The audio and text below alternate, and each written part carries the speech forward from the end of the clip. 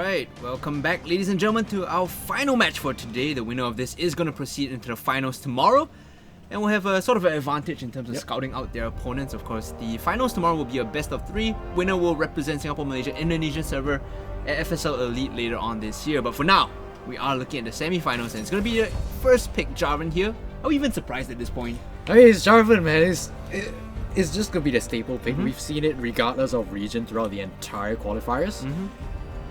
I'm just going to see the Kai'Sa though. Might see the Nautilus picked up here again. Yeah, I mean, we saw this previously from Corgis. It was Kai'Sa and Nautilus insta-lock in the first rotation. And for Knightress, or AMGD.Knightress, should I call them, they do show a bit more of a preference for showing jungle, support, and mid in the first rotations. Okay.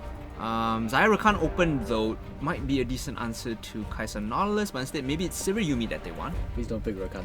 Please don't pick Rakan Sivir. That's not a... I don't want to see that again. Are you like triggered still? I'm still very triggered. But right now, I think it's good that we see the Kai'Sa Nautilus again. I want to see whether this duo does manage to, you know...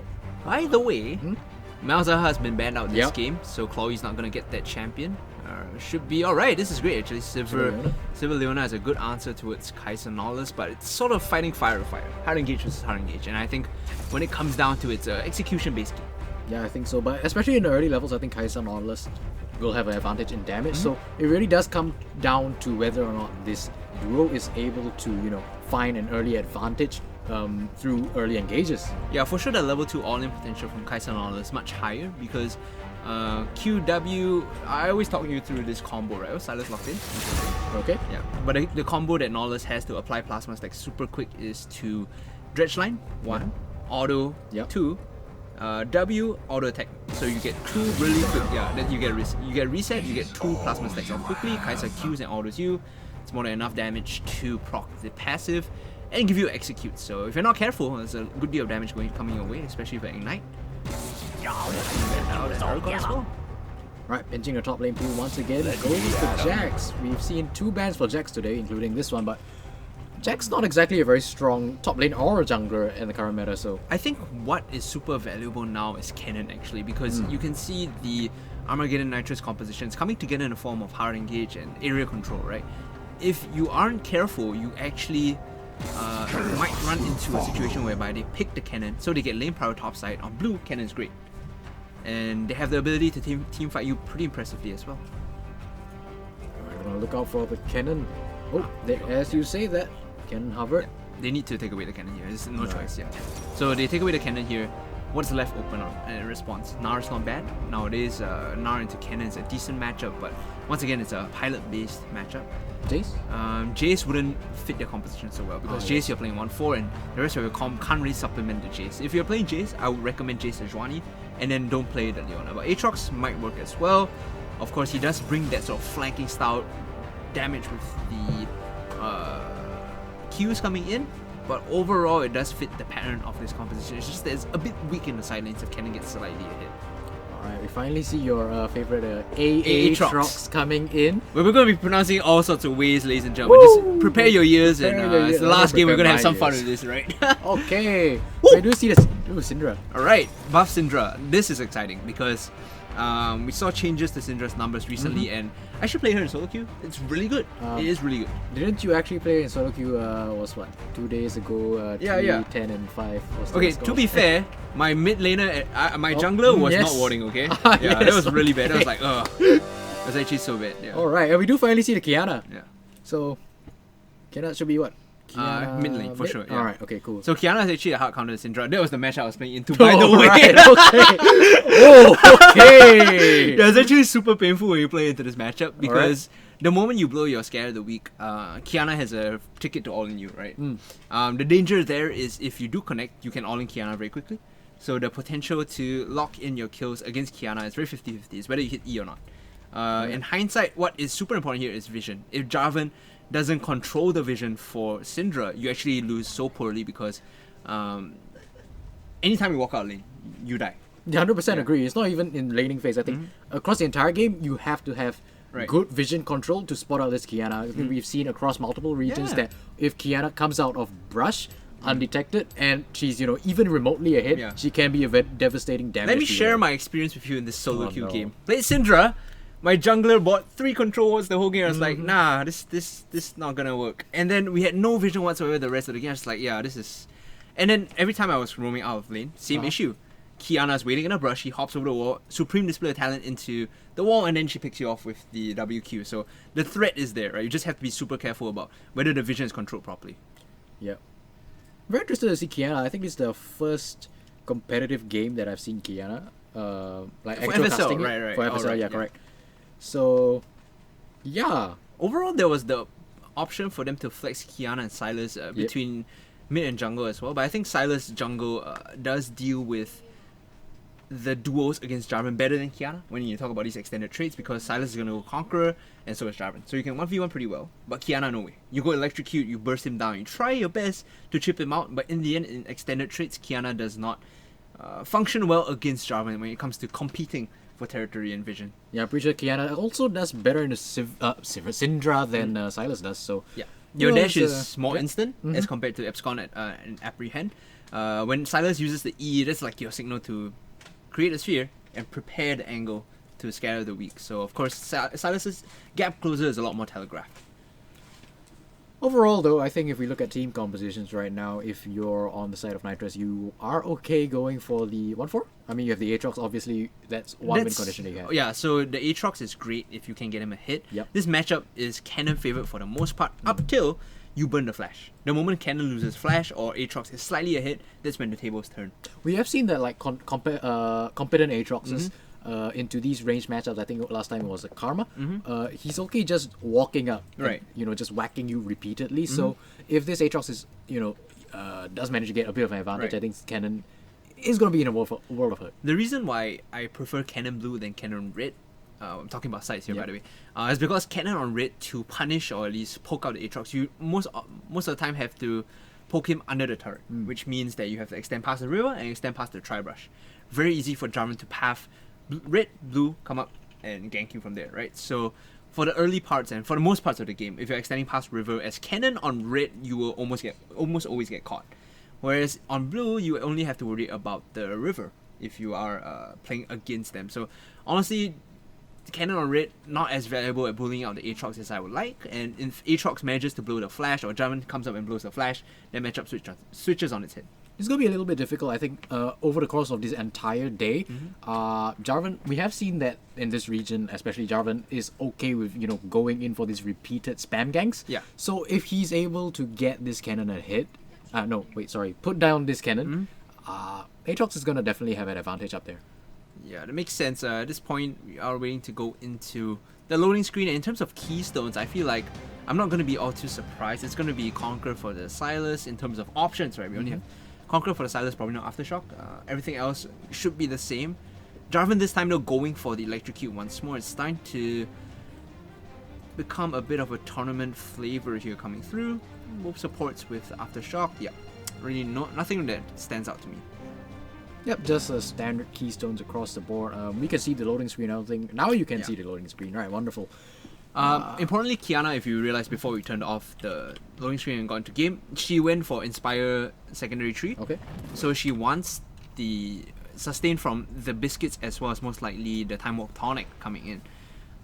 Normally you'd see Kiana players go for the Triumph and Coup de Grace? Coup de Gras? Yeah, Coup de Gras on the Precision Tree for extra damage, but this time you can see she went for the Time Warp Tonic as well as the Corrupting Potion because she knows she's going to get harassed out. Yeah, definitely against a ranged matchup. Syndra's definitely going to have priority, and the only thing you can do for, if you're Kiana, is try to sustain it and weather the storm until you're able to get your items and, become that high damage assassin to pop the enemy layers.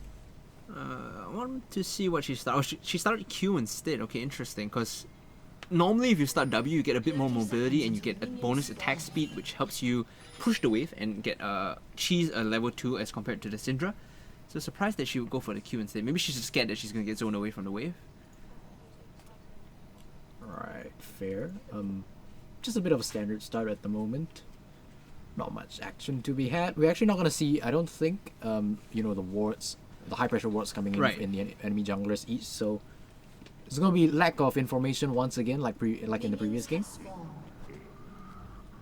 Both teams look like they really do want the Raptor ward though. They're just sitting around here, and Coco and 624 walking in might just be able to get that vision for their team.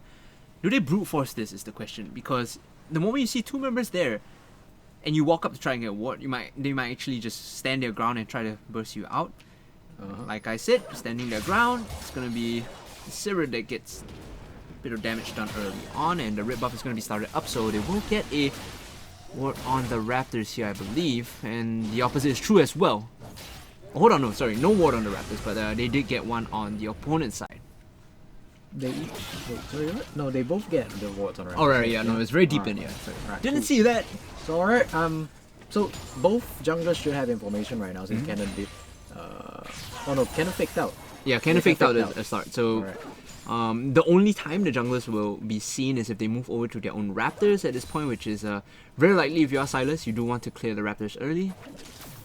Take a look though, Jarvan's actually going for Crux, and now he's pathing towards the bot side, so this is a little bit of a funky pathing. Instead of going for the 2-buff cheese gang top, he's gonna try something bot. Yeah, looking for the all-in here, Zenith Blade onto the Nautilus, keeping her stunned up. Flag and Drag is not in the correct position and vector for the gank, so Adrenaline is going to get the Nautilus out at the cost of a flash. So overall, a good pressure exert in the bot lane. They burn a Summoner Spell, looking to regank that later perhaps, but Jarvan a bit late to the jungle clear right now, considering she path bot.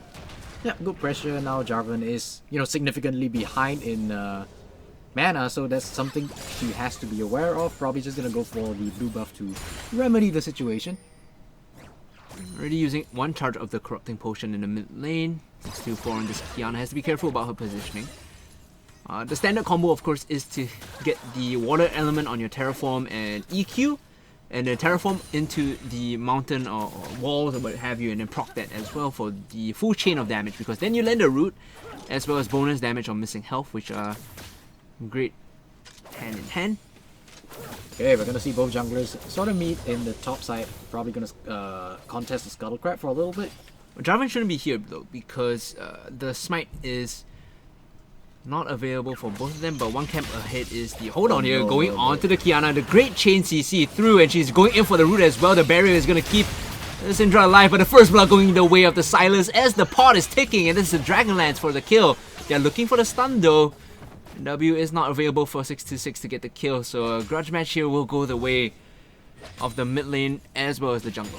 Yeah, that's a ton of summoner spells burned from both sides. I think it was a bit of an over-eager engage from the Jarvan. you saw the Silas was slightly to the north of you, and you tried to go in from the Syndra, and go on the Kiana, yeah. Nonetheless, so could have definitely played that better by just backing off, I think. So overall, the gold is more or less even. They traded 1 for 1 despite the first blood bonus going the way of the Silas. At this point in the game, I wager that the gold is worth more in the hand of the Silas than it is in the hand of the Jarvan, who is most likely going to be building the Cinderhawk enchantment, or excuse me, Warrior enchantment with the Electrocute. Yeah, at the moment though, Jarvan does manage to find that topside risk scuttle, so that's what matters in it. winning the risk scuttle battle. Right now, moving over to the red buff Silas is slightly behind after he takes his camp. She will be able to neutralize the deficit. Take a look at the top side though. Cannon did manage to find herself pushed up under tower by the Aatrox, which is not something you expect to see in this range versus melee matchup. I'm curious what the wave is. Is there a cannon minion coming in? Because if it is, then I think Aatrox might have cheated a recall. No, it's not. No, it's not, yeah. So this wave will be able to be reset, and that allows Cannon to also cheat a recall out. Neither of them should have to use teleport here. Yeah, meanwhile, bot lane just playing passive again. I think one thing that I spoke about earlier, and I still want to see is, this Kai'Sa Nautilus going in for a few more fights. I think they can sort of take it. Problem especially is earlier on in the game. Problem is that they don't have flash on Nautilus. The early gank did neutralize that, so if you want to go in for the all-in, you really do need your summoner spells to follow through, especially as Nautilus. So right now they're happy just farming up and press the attack. Kai'Sa with the Manamune build is also not too upset about just scaling and moving towards the mid game. There's just a bit more poke going on in the jungle though. Flag and drag in. A good abduct back in, and I think this is a window for 64 to come in for the play. But instead will just be neutralized by the wave coming in. She did not have the priority in the mid lane, as you can see. Leaning towards her. Chloe, however, on this Syndra, 0-1 and 1. Still not looking too healthy as the abscond abduct goes in once more, and a great set of CC coming through. The supreme display of talent is more than enough to guarantee the kill, and 624 finding a bit more gold in her pocket now. And Tian, what are you doing? What are you doing there? You know the Silas is there. You know Qiyana's pathing down. You step up into the enemy jungle. Nonetheless, you absolutely cannot path that way. Supreme display of talent, for those of you that don't know Qiyana's ultimate, even though you don't R people against the wall, it still gives you the stun in the river as well as along brushes. So using it in the river is a guaranteed stun, regardless of direction. And that was what happened there. It looked like it was a visual bug or something, because she wasn't next to a wall and Jarvan was still stunned up. But that's how it is, right? If you proc it next to a river or brush, it still stuns. Alright then, meanwhile, don't have another crystal going to the side of Silas. Just a bit of a lull state in the game right now. Neither team really interested in looking for open fights. I want to see either junglers head to the top side to swing this, because right now it's pretty much 50-50. Both top laners are sort of just clearing the wave out and CSing. You need to burn the cannon's flash to get the Aatrox ahead. Likewise, if you get a kill on the Aatrox and the cannon gets to a point where it's Blade of the Ruined King, there's very little that the Aatrox can do to respond when it comes to side lanes. Bot lane might just be the focus here coming in. Jarvan is sitting in the wings. Level 6 has the Cataclysm, does not have flash jets yet. I think they're waiting for Leona to hit her own level 6, because Solar Flare is going to be so crucial when it comes to taking these fights. Yeah, both these teams right now just... The junglers are looking for a way to get in. Don't get me wrong, they found each other. They found the bot lane now. Getting in with the flag and drag and the dredge line out, and that's why Nautilus is such a good support in this current meta. If you find yourself focused, the dredge line can buffer the CC to get you out. In fact, if Leona uses the Zenith Blade and you use the dredge line, you in fact still get out because it doesn't hold you in place. Yeah. Back to the previous one, I think. Actually, Qiyana's pathing bot side. Actually, gets spotted out by Tian right now. They have to run away from this. Depth charge will land onto the Sivir and a good amount of damage onto the Leona. Oh man, a supreme display of talent though, but is it enough? Because they turn onto Coco and they find a kill on the Nautilus. Here comes the counter teleport. The Aatrox moving in will land the first Q. The second is dodged away from with the Killer Instinct, but the third should just be enough with the Inferno Chain, and they find 2 kills. They don't even lose a single member, as Over Eagle was 6-2-4 there. Yeah, that was a beautiful teleport coming in very quickly from the Aatrox to clean up that fight. Finds a huge advantage for the bot lane, putting them ahead. And now Silas is trying to go for something cheeky. Something cheeky indeed, moving in to clean out this control ward. Now the Aatrox has got an assist. It's not enough to swing this matchup fully in favor. Oh, hold on, good dodge. Well, like I said, not enough to fully swing the matchup in favor of the Aatrox. In fact, the cannon now getting a couple of turret plates on the top side. The item breakpoint is the Blade of the Ruined King. Yep. You get Blade of the Ruined King, you get Executioners calling you straight up win this 1v1. You have to see whether they can get to that point though. Yeah, at the moment gold is actually pretty even, 14.9k for both sides right now. I think one thing that could swing this is still, a crucial fight around the dragon, but it's an Ocean Drake, so neither team is really going to prioritize it at the moment. I went for the Cinderhawk on this Jarvan instead of the Warrior. Why would you go Cinderhawk and Electrocute and Chilling Smite? That makes no sense to me. Like, if you wanted to go for a burst style build, just go for the Warrior enchantment. If you wanted to play Cinderhawk, go for Conquer and Challenging Smite. It's not difficult, just boggles the mind, really. You just have to wonder what the thought process is behind that. Qiyana's trying to find another advantage here, going for the Aatrox now. Remember, she has the root and she will use it onto the Aatrox. Good deal of damage down, and eventually will find a kill of the auto attack 64. We'll put that 300 gold in her pocket, but because they roamed up to the top side, Ocean Dragon or Open Dragon is going to be taken. Overall, I think I'd be happy trading the kill over for a dragon like this, because the value of the Ocean Dragon at this point isn't as high as you want it to. A lot of these fights are very bursty, so the value of the Ocean Dragon is extremely low. Especially getting the damage on, the gold onto the Qiyana. Qiyana makes great use of this gold. The moment she gets enough amount like a certain amount of damage, she can absolutely swing fights all by herself.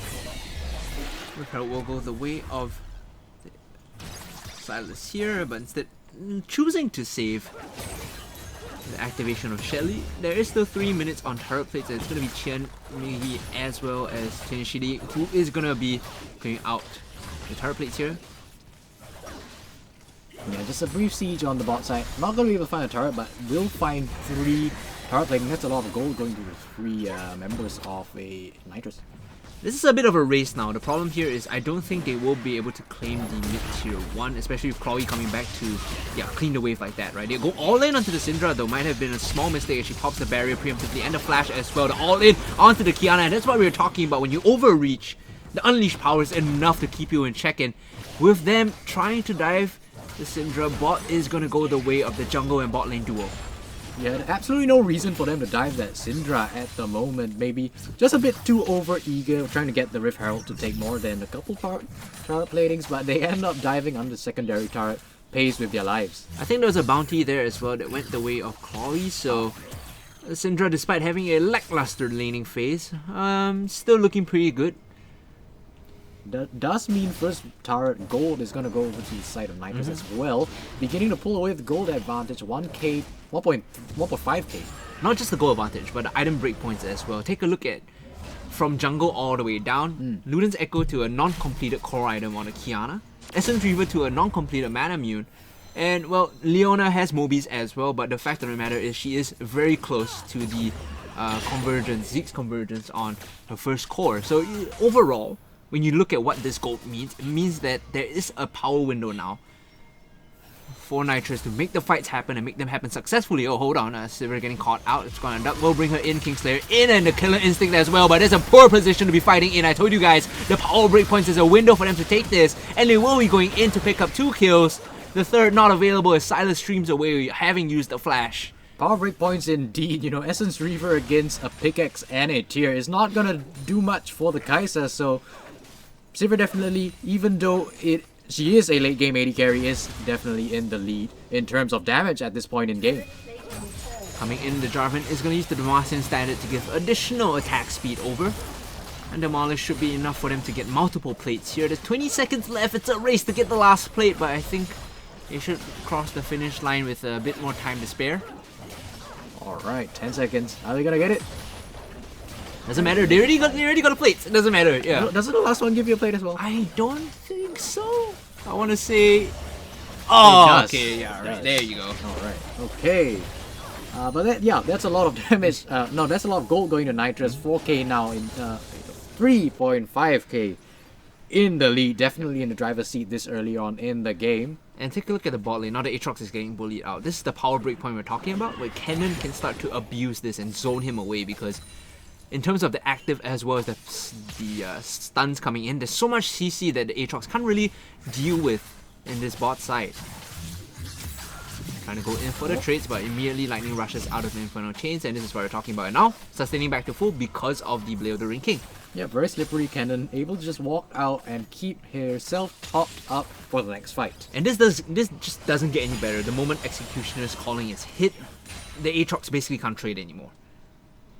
Oh, using the hijack there, Silas will be able to claim the Solar Flare for herself. Yeah, for now though, sure, the Kennen's a hit, but the rest of your team isn't. So that's going to be an issue because your Kennen's going to be in the side lane. For the rest of the team, if they look for a fight, they're probably going to lose, depending on execution. When you do have a 1-4, Leonard likes to say this, which is what I firmly believe as well. Oh, hold on. Fight coming in here. Using the Abscond forward. Still has the Solar Flare, but will not opt to use it. There was a window there, but there was a ward as well.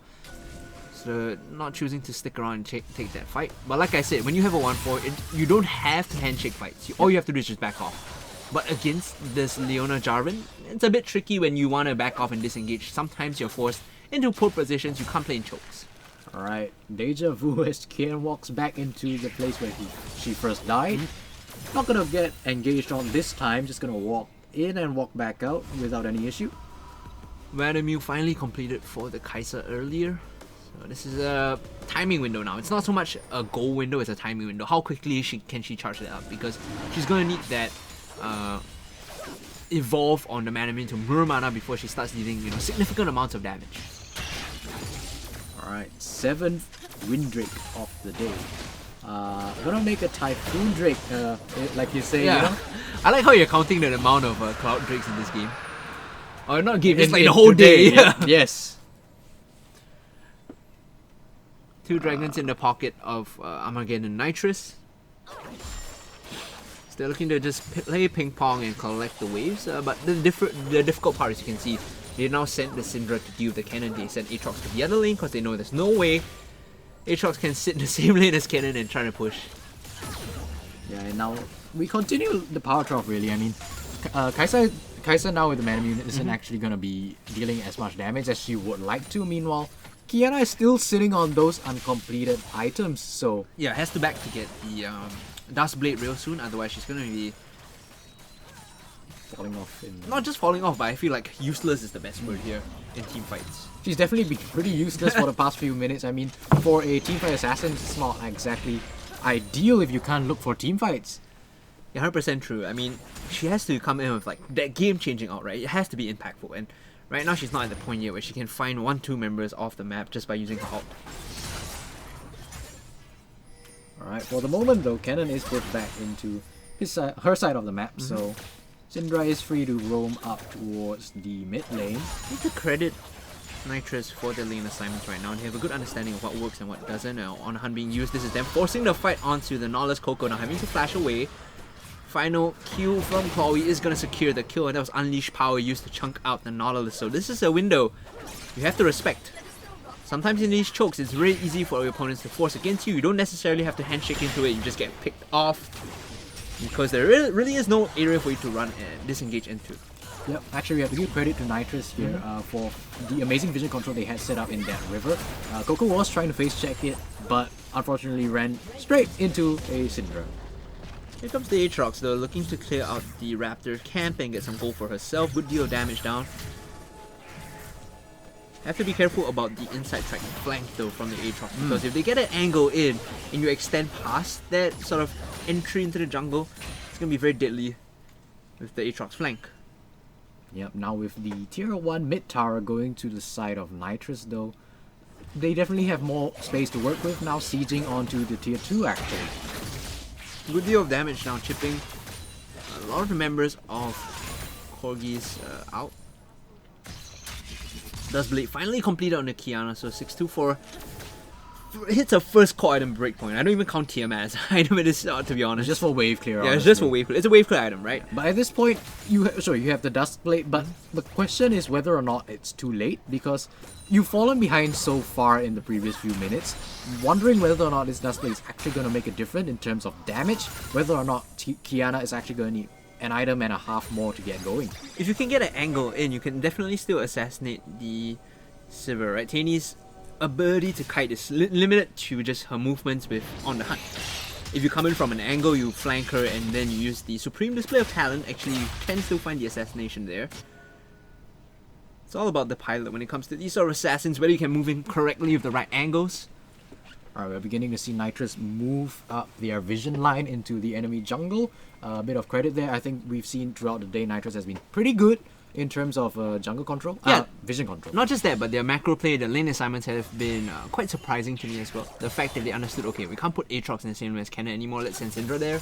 And then now they're switching it up. They say, at the end of the day, we still have Sivir. She's going to sit mid and wave clear permanently, collect farm, where we will play the 1-3-1. We're okay just collecting sideways and pushing out, because at the end of it, they still want to look for the flank. You need the sideways to be pushed out to look for the flank.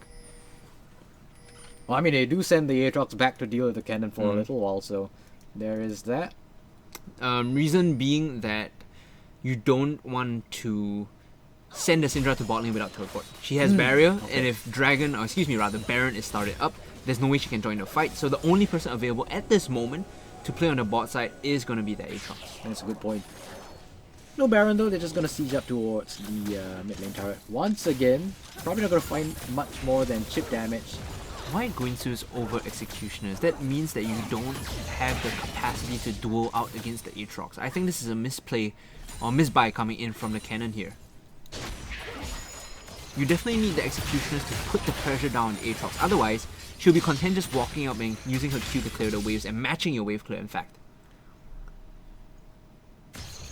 Alright, well at the moment... Oh, never mind. Oh. Chen moving in, the dredge line back across, and the on-hunt used preemptively to back off from this fight. I don't think they really wanted to take that. It was just a... just in case ultimate.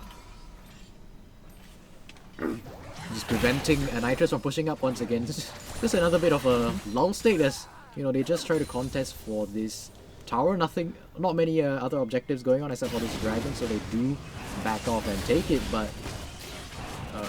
Siege is still pretty decent in the mid lane. They're looking for a fight here. Dredgeline might actually just nail Chloe. Nope, flashing away. And if you were afraid of that, you could have prepared Scare the Meek, but perhaps it was on cooldown, so didn't really see that. Still, Dragon will be taken like we mentioned. Yep, forces a flash on a very mobile Syndra though, definitely something they can capitalize on if they want to look for a way back into this game. Currently about 4k gold lead separates both teams, by no means insurmountable. If you're Syndra right now, you don't finish the Morelos, you just go straight into a Pocket Watch into a Zhonya's, because you need that stasis to buy space for your team to come and back you up if you get caught. Like you said, super immobile. Her ability to buy some time and reposition around is going to be so crucial because Syndra is going to be the focal point of their team fight.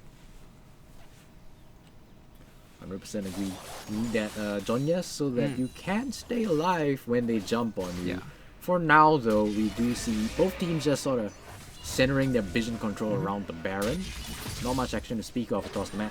Like, do the math, right? Yep. Syndra is the only person that can effectively full disengage with Scare of the Week. If she goes down early, you can't reset the fight.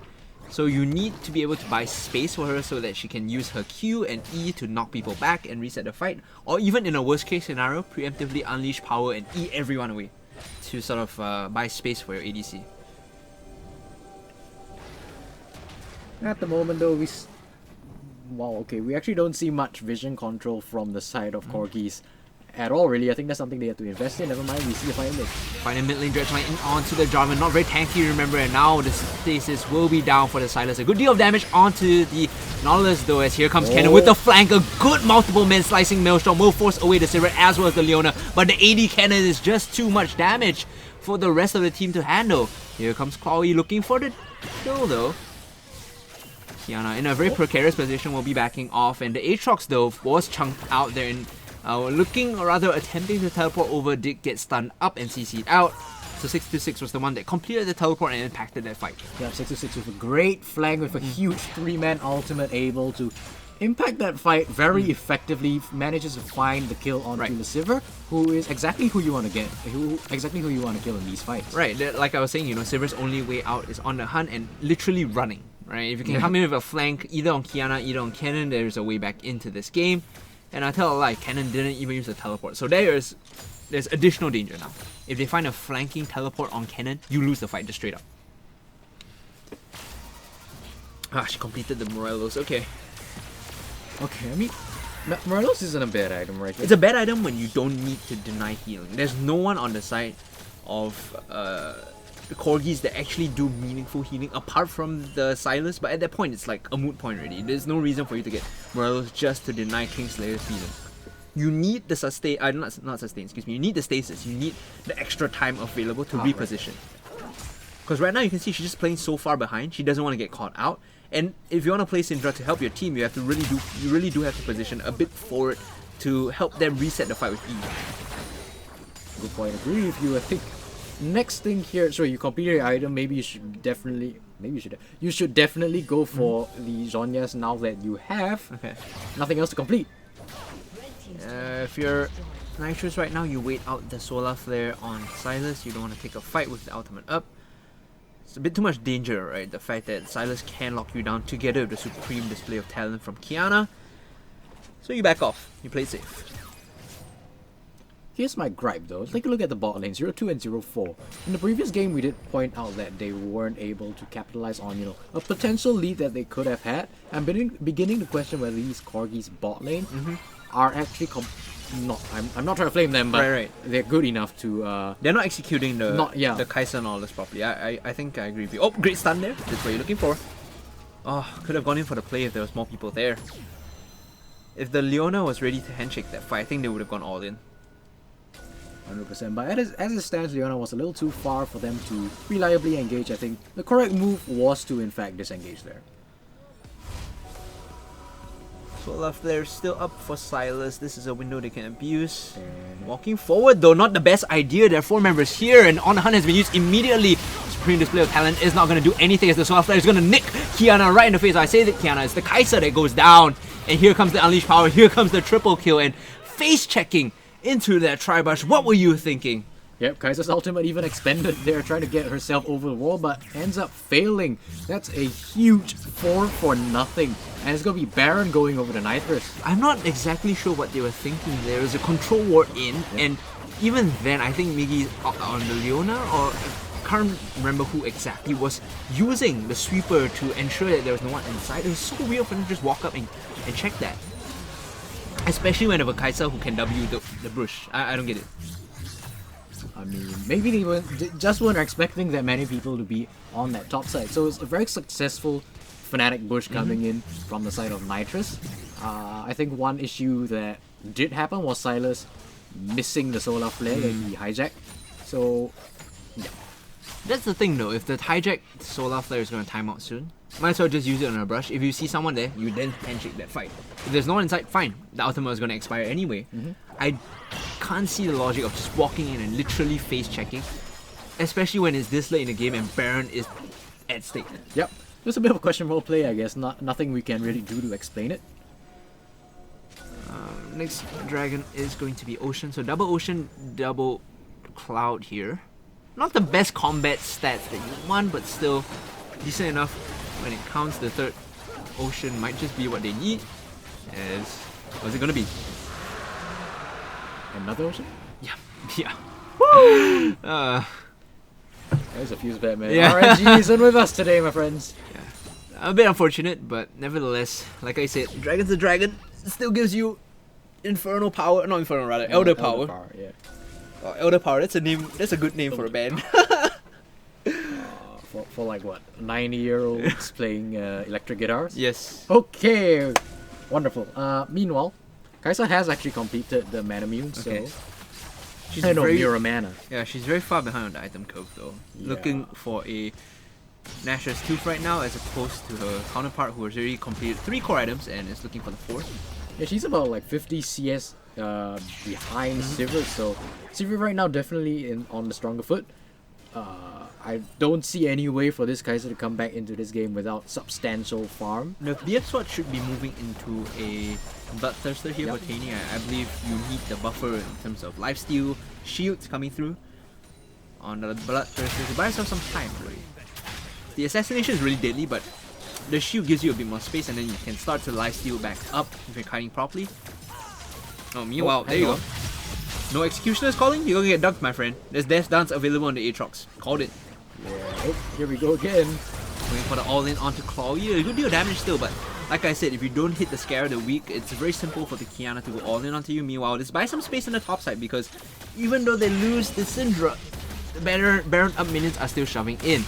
And remember that Supreme Display of Talent is a big ultimate. It's a team fight ultimate. You use it for a solo kill, it's not necessarily ideal.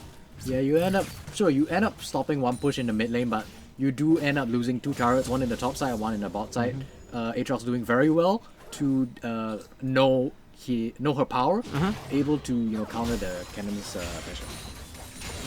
I'm not sure why Cannon is building HP. Should be moving towards offensive stats. You don't want your Cannon to be a tank, right? To be a side lane threat as they engage and handshake this fight onto the Jarvan. So it's gonna get caught up and a good deal of focus down onto her. Meanwhile, the Solar Flare on the backline. They finally get the Sivir though.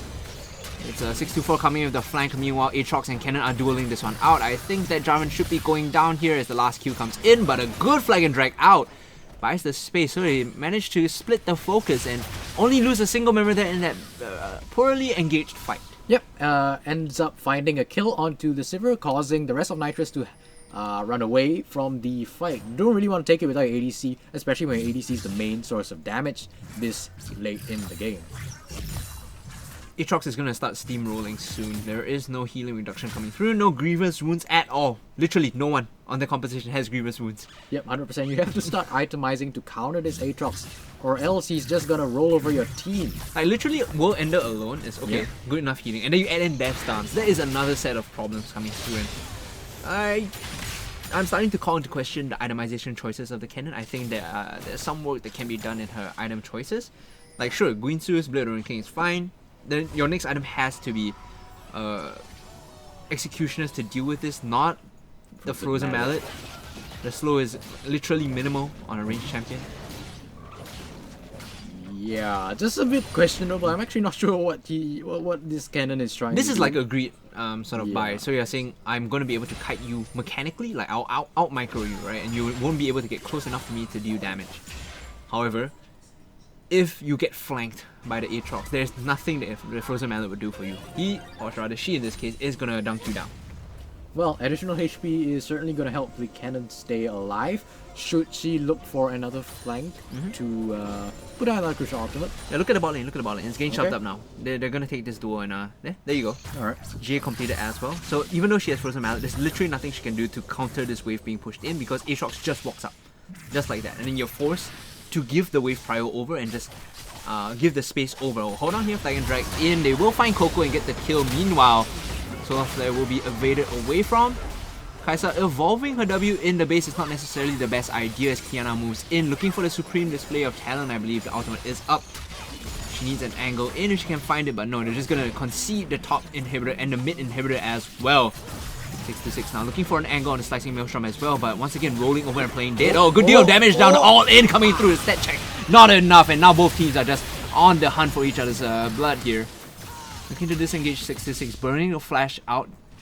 They still managed to get 2 inhibitors though. Right, keep in mind right now Nitrous have no ultimates on the board while Corgis, they still have most of theirs. So this could be pretty dangerous should Corgis find a favorable engage. The angle right there is so bad. The supreme display of talent is coming through and they managed to find a good deal of damage. The redemption that will heal them up. And on the backline, it's Kian who's doing a good deal of damage as the Jarvan will have a freeze frame for a while. But the moment it unfreezes, I'm sure this is going to go the way I expect it to. It ought to be Nitrous just cleaning up this fight here. And take a look at... Oh, there we go. We're back in and here we go. Like I called it, Qiyana on the run. Boomerang Blade should be enough. The ricochets to reset the auto attack. And like I said, AMGD.Knightress cleaning up the fight. Ah! The Zenith Blade, the supporter combat, they get the ace and they clean up this base. Yep, Sivir actually just allowed to run rampant from the backline. So there was a lot of damage coming in consistently from Nitrous, able to take out Corgi's butt. And they do manage to find the win. The win. They will be in the finals tomorrow in the best of 3. Congratulations to AMGD.Knightress. A well-played match. And both teams did come in with their own battle plans to execute to what their win conditions were. Unfortunately, it was Nitrous that read the book earlier. They knew what their opponents were up to. And they got the drop on them. Let's take a look at the stats coming through. Oh, that's a lot of damage from the Sivir. Remember, yeah. Sivir's damage is inflated because of Ricochet. So it's normally about 3/4 or half of what it actually is. And even then, by most margins, it's still a lot of damage. 14k is still a lot of damage. Cannon's damage is high because for the most part, she was in the side lane split pushing against Aatrox, poking her out rather. In this case, all credit to the ladies of Nitrous playing their composition out to proper effect there. Yeah, we definitely have to call into question a little bit of the Corgi's ability and decision making. I mean, are you sure you want to put this duo on Kai'Sa Nautilus again? I think this is something you feel very strongly about, right? Yeah, it's an effective bottom lane, but if you're unable to execute it effectively, it doesn't matter how good the champions are gonna be. And another thing is you have to keep in mind the itemizations like you were pointing out throughout the game. Kennen wasn't picking out the Executioner's calling, and that's something that definitely could have been remedied to counter the Aatrox. Yeah, for sure. The healing at that point when the solo kill came through, I was like, yeah, there's no way they're gonna win from now on. And Frozen Mallet does literally nothing. It's a winning item. Like, you only get Frozen Mallet if you are winning, right? And at the point you're behind already, there's no point going for that item. For now, guys, we are going to call it a day. But once again, shout out to our sponsors. Of course, our production crew has reminded us that we cannot lack any love for the guys that make all these happen for us here. Shout out to our sponsors, Dreamcore for our PCs, right there, and our production desk. Super Solid for our monitors, which we are using right now. It's a great one for 4Hz. Aftershock for our gaming laptops. Elgato for hardware. Yahoo, who, like we always say, do help us promote the stream and help us host. And Overdrive for the overlays and the visuals that you're looking at right here. Remind our viewers that tomorrow we will have another set of matches coming through. We'll be playing at the, rather looking at the lower brackets playthrough all the way until the finals, and it will begin at GMT plus 8:12 p.m. So work the math out. If you are watching, do tune in if you're Singaporean. 12 p.m. is the timing. Anything else to say, Chufan? No, I'm just very excited for tomorrow's game. I think our final day of FSL qualifiers. I feel like you're still in shock about like how the games went down today because We've had some interesting games. I'll give you that. Interesting is the word, right? Yeah. Interesting is the word. But for now, guys, we are going to call it a day. Thank you so much for tuning in, for supporting your teams. I know there are a lot of you that have teams that didn't make it through, unfortunately. But at the end of it, we're all here to watch some great League of Legends. So we'll see you guys tomorrow. Tune in at 12. See you then.